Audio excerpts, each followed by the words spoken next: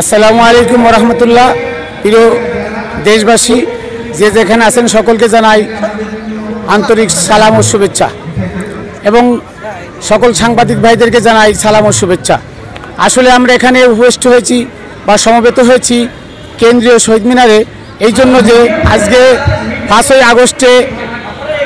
August থেকে এই পর্যন্ত প্রায় 60টার উপরে মাজার ভাঙা হয়েছে। অথচ এদেশে 1303 সালে এদেশে গৌর গোবিন্দর বসবাস ছিল। আমরা জানি সেই 1303 সাল থেকে 1901 সাল পর্যন্ত এদেশে ইসলাম চলে আসছে অলিয়া উলিয়ার মাধ্যমে এবং 1901 সালে এদেশে মাদ্রাসা প্রতিষ্ঠা হয় সর্বপ্রথম। আজকে সেই মাদ্রাসায় ইসলাম বিদ্বেষী জন্ম নেয়।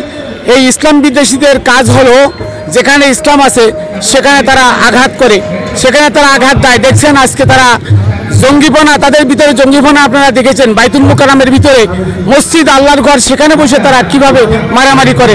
তার মানে তাদের নীতি নৈতিকতা, তাদের আদর্শ আকিদা ভিন্ন। তারা ইবনে তাইমিয়ার লোক, তারা আব্দুল ওয়াহাব নজদির লোক। এদের আকিদা হলো সর্বক্ষণ তারা কি করে, তারা সত্যবাদী, যারা সত্যবাদীদেরকে আঘাত করে। আমরা জানি যে কোরআনের সূরা কাহাফের 21 নম্বর আয়াতে আছে যে তুমি মাজারকে মসজিদ বানিয়ে দাও। তারা এর বিপরীত একটা আয়াত, বুখারীর একটা হাদিস তারা কি করছে, দাঁড় করিয়ে মাজার ভেঙে দাও। আসলে কোরআন আর হাদিস দুইটা দুই রকম। আপনারা জানেন কোরআন সরাসরি আল্লাহর বাণী আর হাদিস তারা নবীর বাণী বলে, কিন্তু হাদিসের ভিতরে 99% জাল, মিথ্যা বানানো। এই মিথ্যা জাল বানোয়াট হাদিস দিয়ে আজকে অলিয়া উলিয়াদের ঘরে আঘাত।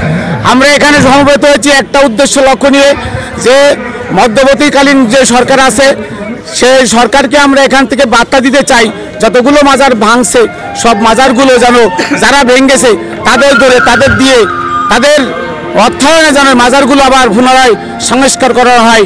এইটা আমাদের মূল উদ্দেশ্য লক্ষ্য। আর যেন কোনো আল্লাহর ওলির মাজারে আঘাত না হয়, কোনো বাউল সমিতির উপরে আঘাত না হয়। বাউল যারা আছে তারা এদেশের দেশাত্মবোধক গান গায়, তাদের উপরে আক্রমণ হয় বিভিন্ন জায়গায় ওয়াবিরা, এটা যেন না হয়। এই ব্যাপারে আমি সাংবাদিক ভাইদের বলবো, আপনারা আপনাদের মাধ্যমে অন্তর্বর্তীকালীন যে আমাদের উপদেষ্টাগণ আছেন তাদের কাছে পৌঁছায় দিবেন, সমস্ত দেশের প্রতিটা মানুষের কাছে পৌঁছায় দেবেন। এই কথা বলে আমি আমার সংক্ষিপ্ত বক্তব্য এখানে শেষ করছি। আমা তৌফিক ইল্লা বিল্লাহ।